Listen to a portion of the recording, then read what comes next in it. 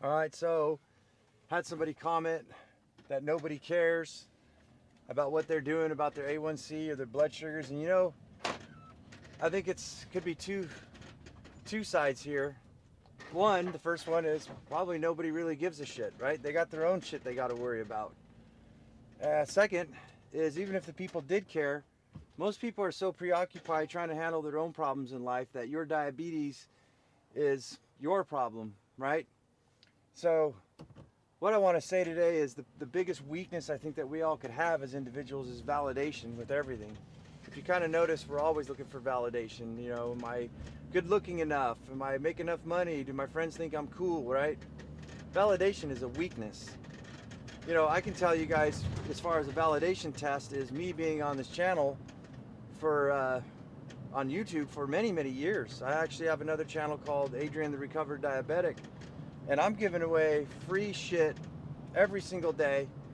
I've been posting and posting. I get every once in a while, I get like I did this morning where I get somebody who says, hey, you've changed my life. I think you've actually saved my life. In fact, they've emailed me directly because you can find the email and all my contact and other information in the description. But the other person here, you know, saying nobody cares, right? For me, posting for a year and a half and having a bunch of people showing up and not even giving me a fucking like, right? Not even a like. You have no idea if you're helping people, if you're even relevant. I feel confident that I am. I just keep plugging along, but there is no validation at all. In fact, it's just every once in a while when you get a huge payday like this gentleman saying, you've changed my life, you've inspired me. And that's what I'm about. But the only reason I mention this, guys, is that you could work for forever and never get validated. You need to validate yourself. You know what you've done. Nobody can take that away from you. So in order to get other people to care, you got to stop wasting your fucking time. Nobody, like I said, people are just too busy or they just don't give a fuck, right? You got to start giving a shit about yourself. And I think that's the very first part of reversing type 2 diabetes we need to realize as men is that we're men, right? If you're a woman, a child, people care about you. They'll do stuff. But as men, we're pushed aside. You know, when the village is being raided, all men to bear arms, right? Even if you have to pick up a rock, that's what's expected of you. You got to start acting like fucking men. There's no cavalry. There's nobody coming. In fact, people will actually put an extra load on you when you're down. We all know this, right? So yeah, stop looking for validation. Validate yourself. Dig deep inside yourself and figure out what you need to do to get your head straight. Very first thing to reverse type 2 diabetes. This is all going to be on you. There's nobody else. Even the caretakers of you and the powers that be, I'll just say, they don't have your best interests, right? They'll try to give you some advice, but when I think back, boy, if I was taking care of someone, I would have told them to get a continuous glucose monitor right off the bat, and I would tell them about the carnivore diet, the paleo diet, the vegan diets, try all kinds of different things. I didn't get none of that shit. I had to figure everything out for myself. But I'm here to make things easier for you guys so you guys don't have to go through all the trouble that I've got, all the time, the energy, and the thousands of dollars I've spent. So, but I've validated myself, you guys, and I'm validating myself now. That's why I'm out here. That's why I'm out in the trenches doing what I'm doing. I'm a roofing contractor by trade. I make no money here. I give everything away for free. I basically share with my story to help inspire others, which obviously looks like it's starting to pick up momentum. But if you're looking outward, it's very easy for us to point the finger and say it's the world that did it to me, it's the doctors, it's whatever the hell you want to find, and you will find it if you're looking for it. But at the end of the day, you're going to have to sit down with yourself because you are the one who's got to make that decision. Right? And I've said this before, do not negotiate with yourself. Validate yourself, but do not negotiate with yourself. Make a pact. Figure out what you're going to do. Watch this channel. Get a piece of fucking pen and paper. Start writing down all these notes, all these things that you can do. Hell, book a fucking call with me. I got this for free for a short time. I want to see if I can help some more brothers out. I've already helped a few. Let's see if we can get some more. But you guys got to get yourself organized. As I said too, you guys got to start running your life like a business. You got to change everything around you. You have to change your entire lifestyle. This is not a progressive disease that's just some random disease that came and infected you. This is a lifestyle dietary disease. That means you got to change your lifestyle. That means you got to change your diet. That means that you got to get organized. That means you need to validate yourself to get out of the clown world of all the stupidity and madness and try to make some sort of sense out of all of this, of what you can and can't do. You're only limited to the amount of your own limitations that you put upon yourself. So my brothers, I got to get to work. I'm going to show you my blood sugar results for today, unless I find something more interesting and that I can share on the subject matter. But let's take a look at those blood sugars like right now. All right, guys, I want to show you, here's my blood sugars. Yesterday I had dinner at around 5:30. That consisted of broccoli, homemade Alfredo sauce, and also some Italian sausage. That was followed by a protein chocolate donut that I make that is low carb, zero sugar. And as you guys can see, my blood sugar actually went up after eating that, up to from, well, let's say here, from 104 all the way to 129. I did a 30-minute walk and that brought it down from 129 down to 103. Then it started to bounce back again as the evening wore off and I started to wear down, and it actually hit 130 here. So not too happy with these blood sugar spikes, but got some new info for you guys here. The daily, as you guys can see, as I go to bed here, this is like 10 p.m., probably about right when I fell asleep. I'm in the hundreds. I'm just above 100 all night. Dipped down a little bit into the upper 90s, but this is not good. This is pre-diabetes levels here. So I am going out to get my A1C checked here soon, and plus all my blood work to show my LDLs, my HDLs, all of my cholesterol, especially being mostly on a carnivore diet, to see how well we're faring out.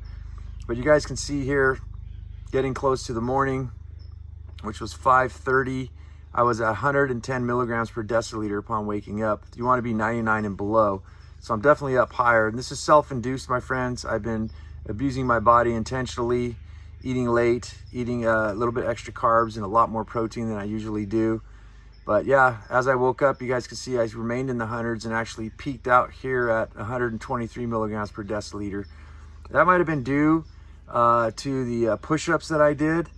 I did some intense push-ups in the morning, and I can show that to you guys if you guys are interested.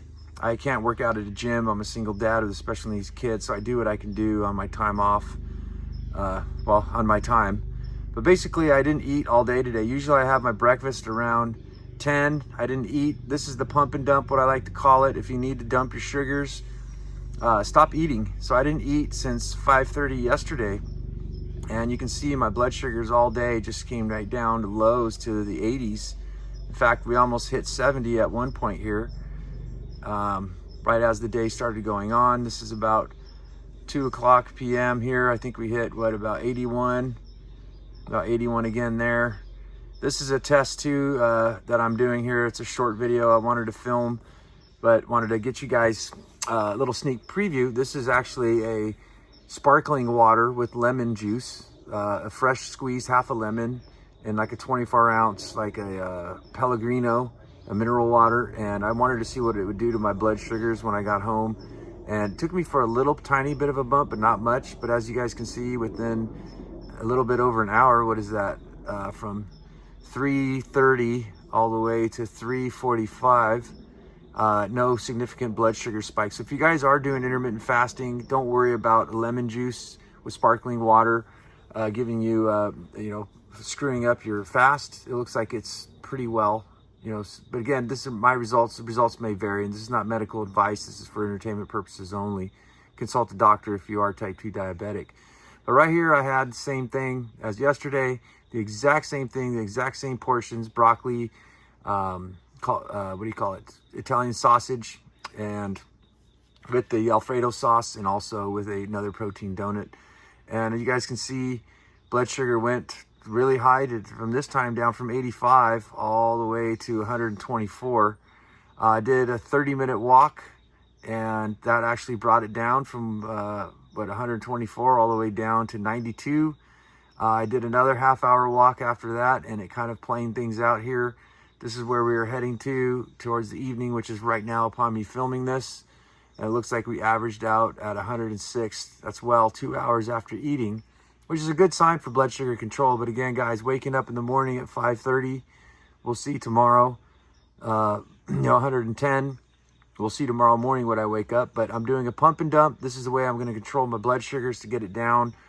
And yeah, a little word on today, guys, validate yourself, get a continuous glucose monitor.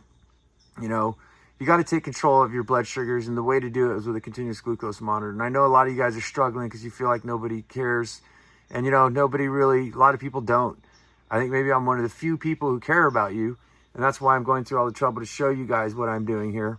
And also to go to the trouble to get an A1C done here in the next few days. That's why you want to follow to see where that A1C falls. But guys, you got to own it up. You got to own yourself. You got to take the initiative.